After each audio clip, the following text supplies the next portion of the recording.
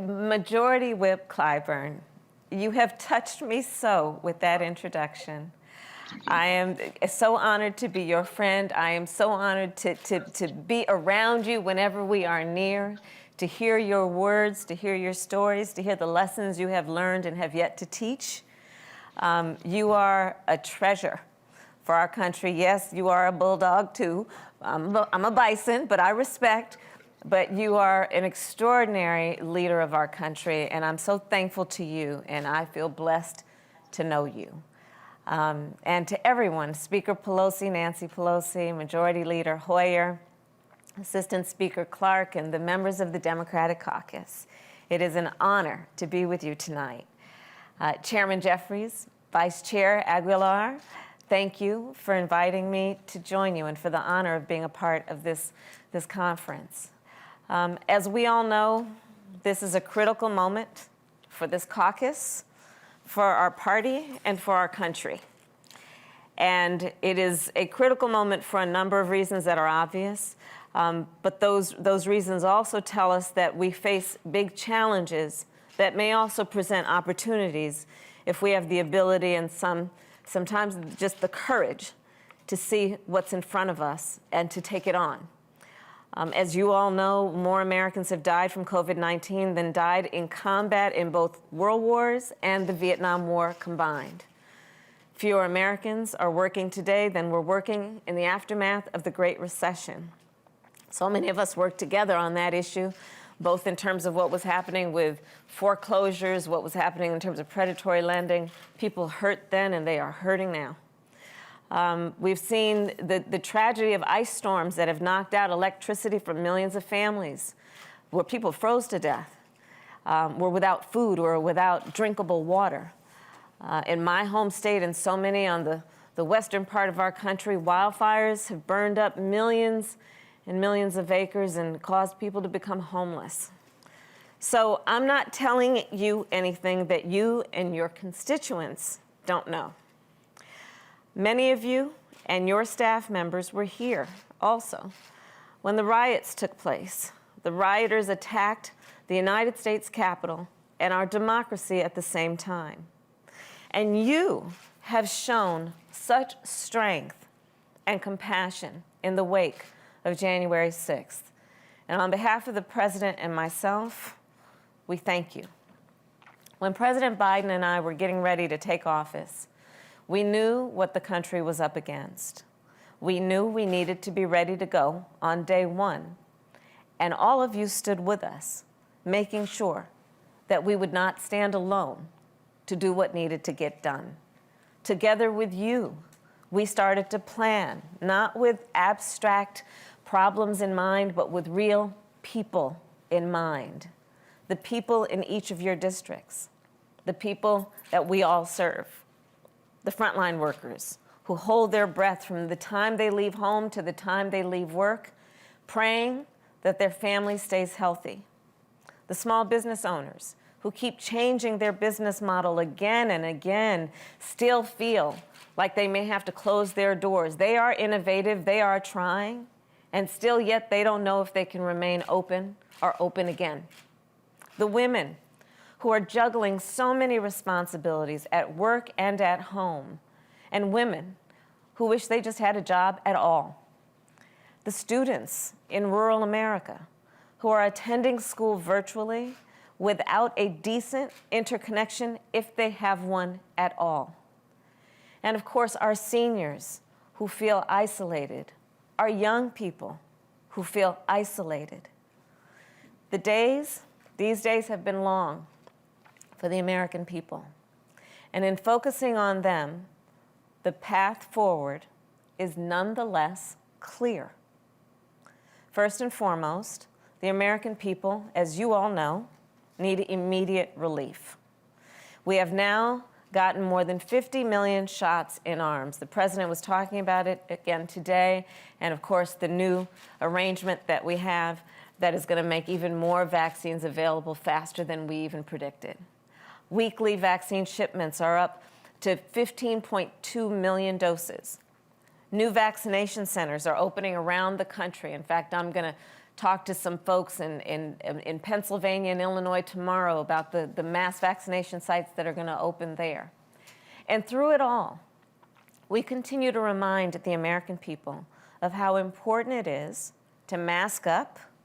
Yes, real leaders agree people still need to mask up and stay distanced. And I guess the point that I'm making on that, given the news that we heard today, is the significance of you as national leaders. You represent your constituents in your district, but you also represent the country. And you've been extraordinary in that leadership. And so I want to thank you on behalf of the President for the most recent incredible work that you have done to meet the needs of the American people, to see their needs and to hear their voices when you, as members of the House Representative, passed, as Democratic members of the House Representative, passed the American Rescue Plan.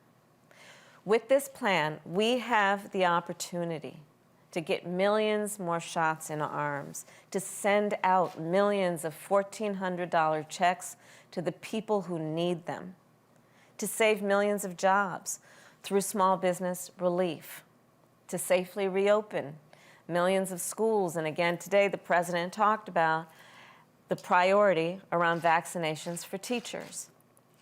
We have an historic opportunity right now to lift up, and you did this by getting it through the House, and we need to see it through to the Senate, but we have a historic opportunity to lift up 1 in 3 Black Americans and Latino Americans, and to lift half of the children who live in poverty out of poverty.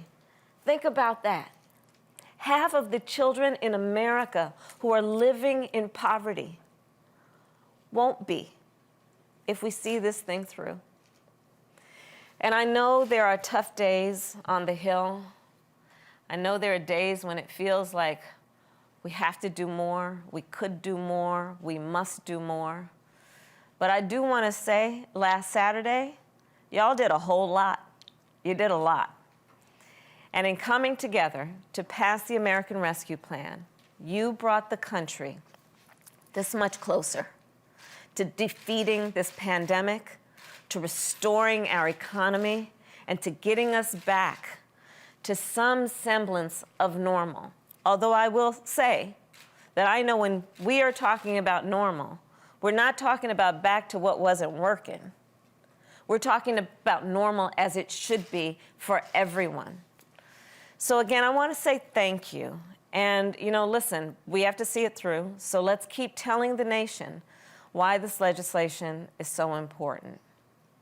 And on the American Rescue Plan, we've been laser focused, and we need that same discipline and determination moving forward.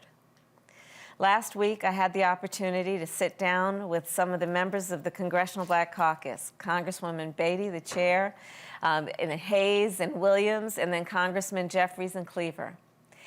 And I look forward to meeting with all of the members of the caucus. But I'll tell you, in that meeting, we talked about how getting back to normal isn't enough, because the way it was just wasn't good enough. Because for too many Americans, normal means working multiple jobs and still struggling to make rent. And in the America that we envision, we all know, nobody should have to work more than one job to keep a roof over their head and food on the table.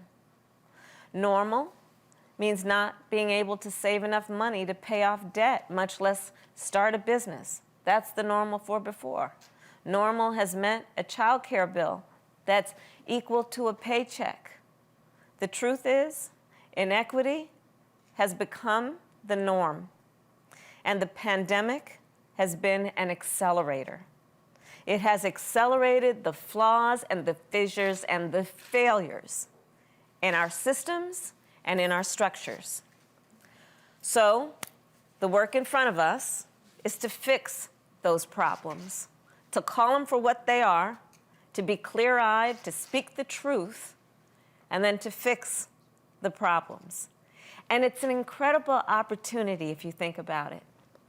For so long, we have talked about creating an economy that works for all. And part of the opportunity of this moment is to know that now we have a chance to do it. or at least get closer to it.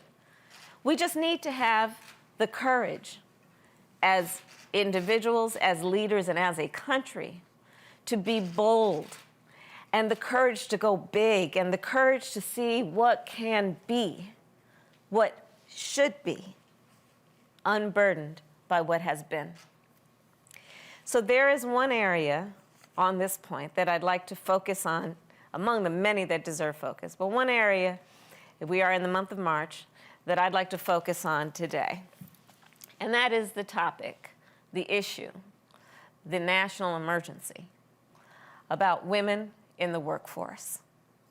So Congresswomen Rosa DeLauro and Barbara Lee were generous enough to meet with me and Senators Murray, Cortez Masto, and some of the other women leaders recently. And in that meeting, we talked about the challenges that women face right now between mass job loss, small business closures, and a lack of childcare. We also talked about how these challenges, while acute in this moment, are not new. As many of you may know, my mother, God rest her soul, was a scientist. She was a breast cancer researcher. My mother had two goals in her life: to raise her two daughters and breast cancer. And every weekday, and on many weekends, if not most, she went to work in the lab. And when she did, my mother would go to work, and my sister Maya and I would walk 2 houses down to the home of Mrs. Regina Shelton from Louisiana, who became a second mother to us. Without the care Mrs. Shelton provided, my mother would not have been able to go to work.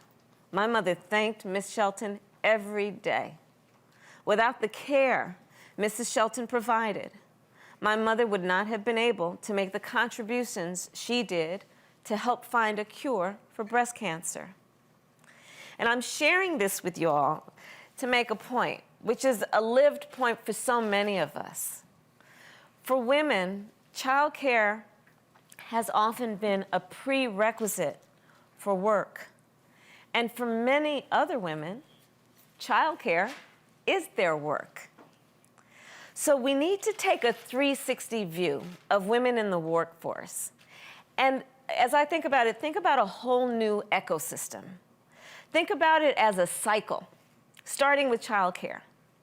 So let's make sure childcare is available everywhere, including in rural America and all of those childcare deserts. And we need to make childcare affordable for everyone.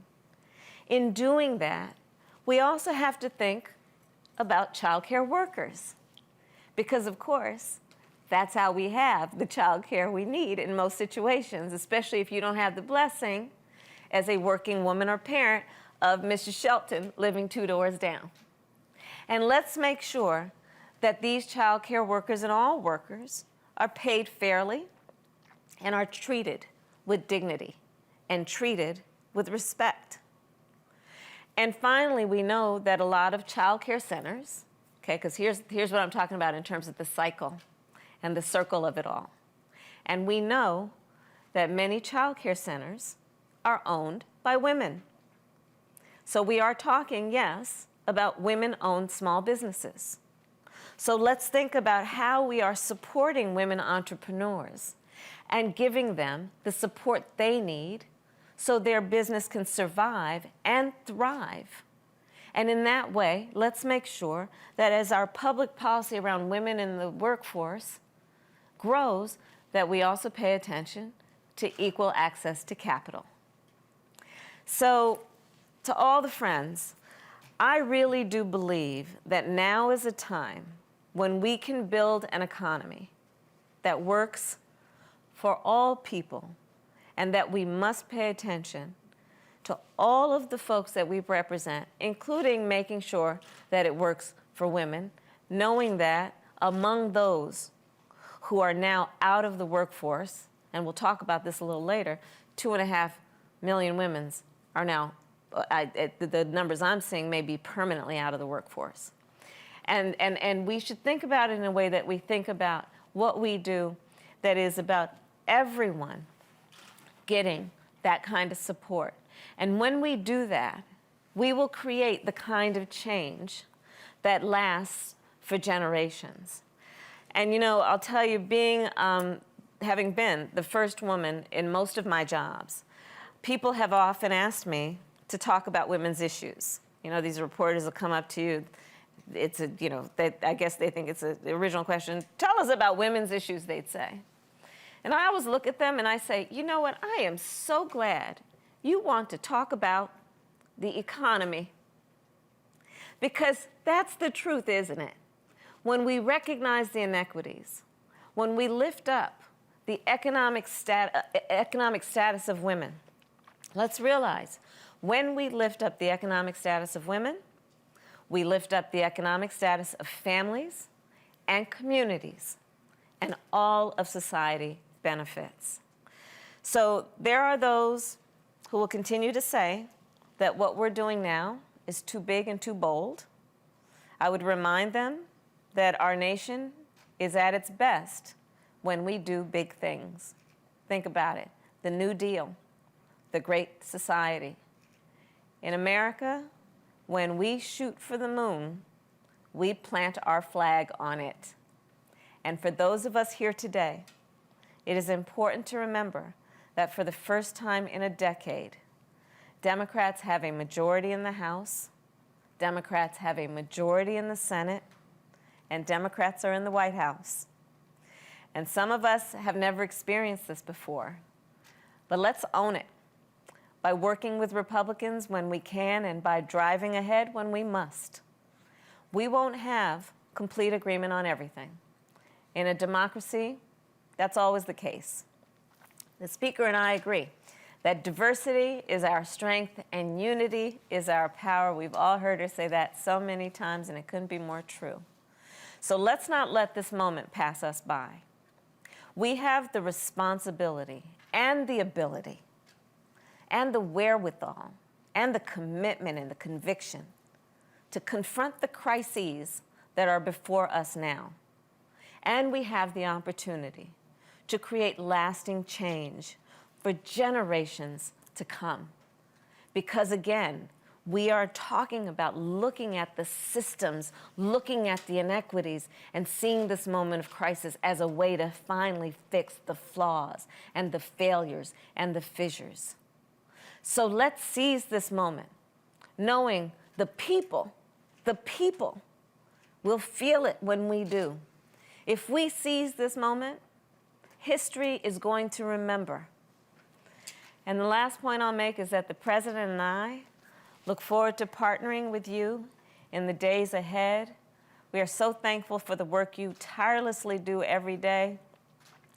You have been holding it down, as Whip Clyburn said, these last 4 years being a voice of conscience, a voice of clarity, truth-telling, and we thank you so much. Let's do this together, and may God bless you, and may God bless the United States of America. Thank you all.